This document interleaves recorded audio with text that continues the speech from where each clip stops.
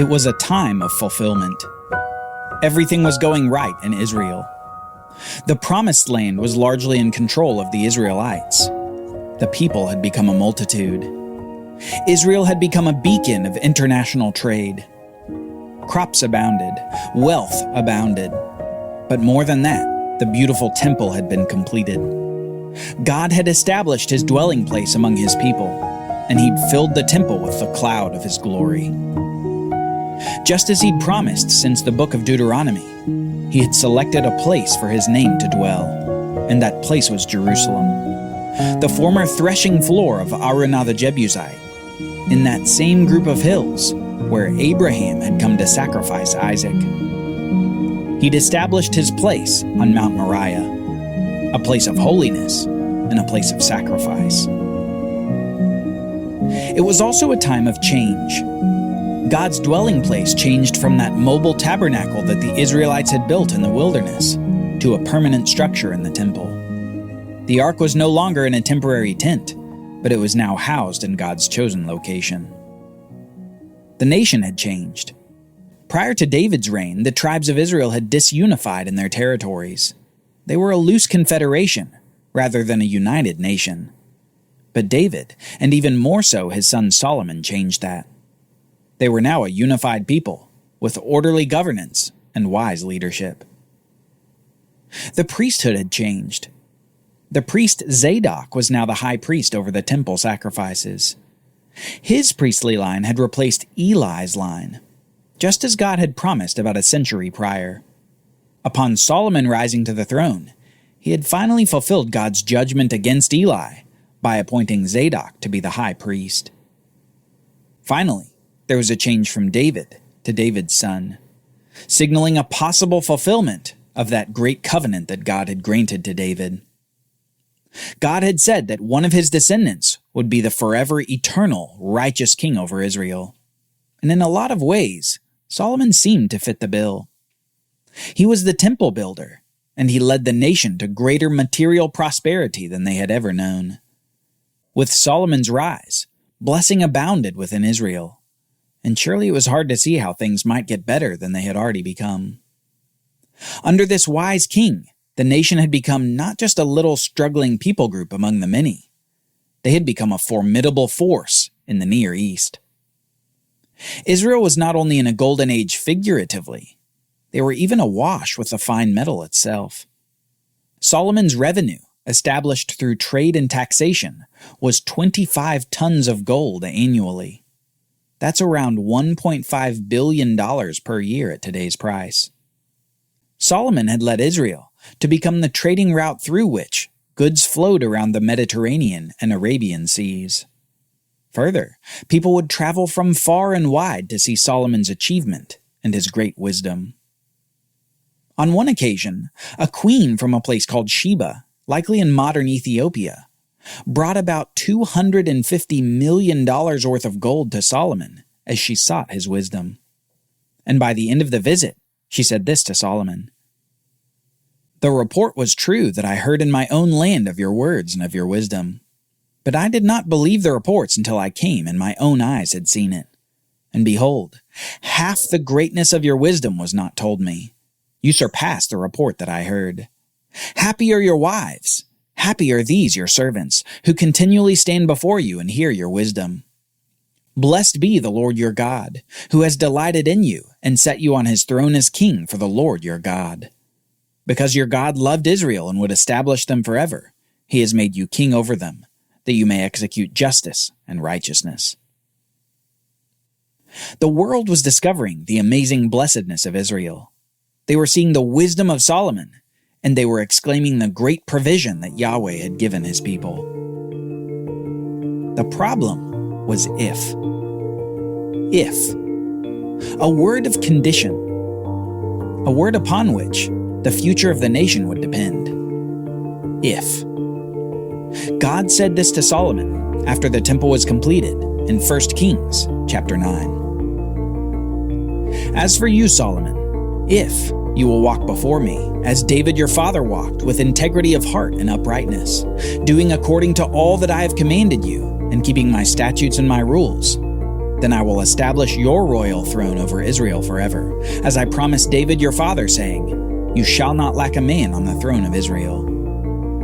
But if you turn aside from following me, you or your children, and do not keep my commandments and my statutes that I have set before you, but go and serve other gods and worship them, then I will cut off Israel from the land that I have given them, and the house that I have consecrated for my name I will cast out of my sight.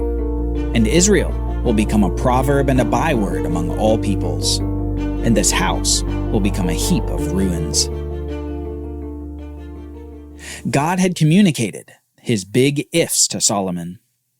A promise of blessing and establishment of his kingdom, but a warning against turning away, lest the nation be cast out of Canaan. God was giving Solomon a more concentrated version of the blessings and curses that Moses had spoken to the nation before they'd entered the land over 400 years before. If they would obey, it would mean blessings in the land. But if they disobeyed, it would mean curses away from the land. If. Now God had given rules for kings back in Deuteronomy chapter 17, and those rules essentially had 4 requirements for the king. 1. He must not expand his cavalry, especially with Egyptian horses. 2. He must not have many wives, women who might turn his heart away from Yahweh to serve other gods. 3. He must not excessively enrich himself with silver or gold. And 4. He shall write a copy of the law, meditate on it, and obey Yahweh. These 4 essential rules were to ensure that the king was rightly governing the nation. The king was promised that his children would be on his throne if he obeyed these rules. These were known to Solomon, and surely his father David had taught him as well. Yahweh would be pleased with Solomon's rule if he stayed inside the boundaries. Yet prosperity tends to have a way of weakening resolve, of strengthening pride, and of questioning authority. Prosperity comes to ruin Solomon.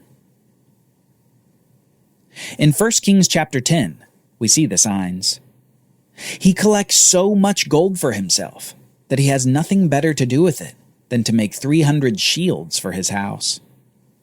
He only drank from gold cups, and his whole house was filled only with gold vessels.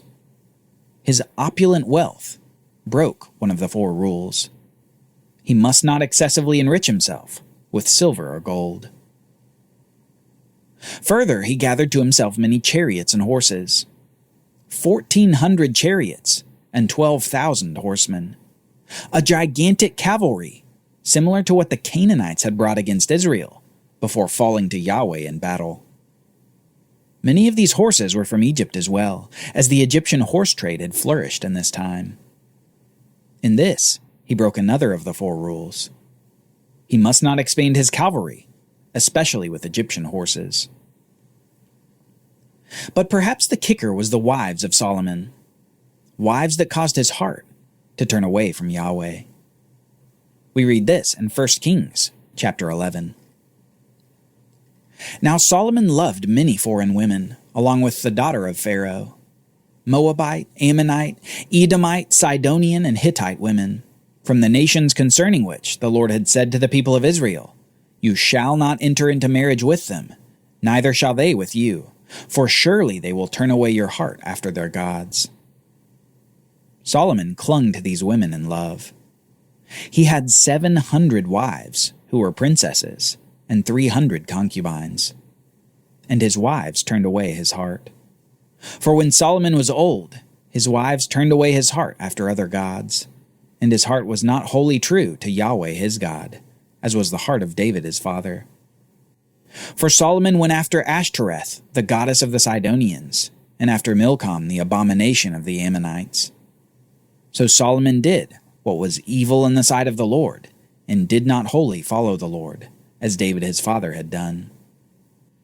Then Solomon built a high place for Chemosh, the abomination of Moab, and for Molech, the abomination of the Ammonites, on the mountain east of Jerusalem. And so he did for all his foreign wives, who made offerings and sacrificed to their gods. As Solomon aged in his prosperity, he collected women from across the region.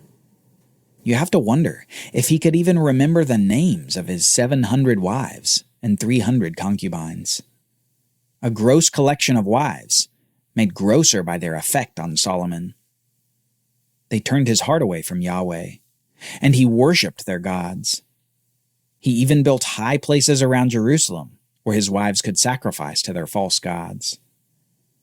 Obviously in this, he'd broken another of the 4 rules. He must not have many wives, women who might turn his heart away from Yahweh to serve other gods. Solomon had clearly broken 3 of the 4 rules for kings. He excessively enriched himself, he expanded his cavalry, and he took many wives. But the 4th rule was perhaps the most consequential, because it was this rule that, if followed, would have solved all his other problems. The 4th rule was that he should write a copy of the law, meditate on it, and obey Yahweh. This was his great sin. He forgot the commandments of God for lack of thinking about them and lack of obeying them. Instead of meditating on the scriptures and chewing on them in his mind, his prosperity caused his great forgetting. The wisest man on earth became a fool to be pitied. What are riches without Yahweh's blessing? What are wives without the love of Yahweh? What are chariots when it's Yahweh who gives victory?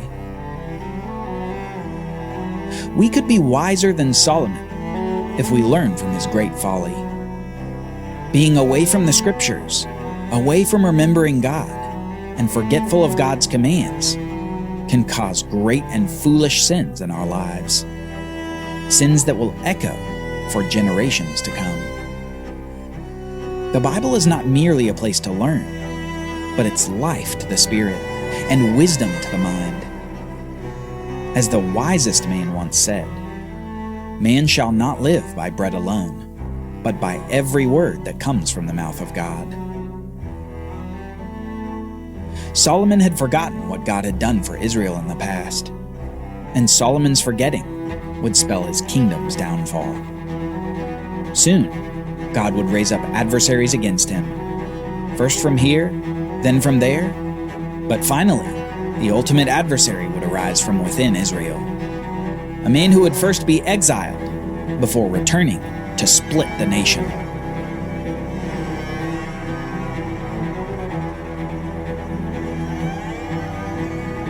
Join us next time as the Golden Age loses its luster before the kingdom splits in 2.